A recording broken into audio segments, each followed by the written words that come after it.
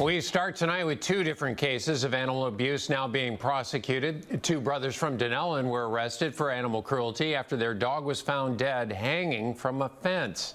TV 20's Taylor Simpson tells us why animal rescuers want that crime to be prosecuted. The people I talked to say it's a sad situation hearing that a dog was killed, but this incident should have never happened. Report it.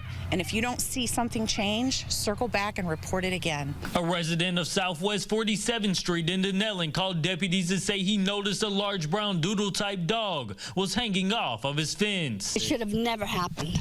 That was my first reaction. It should have never happened, but it did. It's just another one. Deputies went to the home next door where brothers 24-year-old Kane Beebe and 19-year-old Dakota Beebe lived. They say they were watching their aunt's dog, and his name is Ginger. They stated the dog had been outside on a chain since 7 a.m., and they don't give her food or water until bringing her in for the night. Usually what goes through our mind first is that something could have been done. Someone saw something before it got to that point. Investigators say Ginger was outside for almost 10 hours without care, and she tried jumping over the nearby fence, but her collar got caught, leading to her death.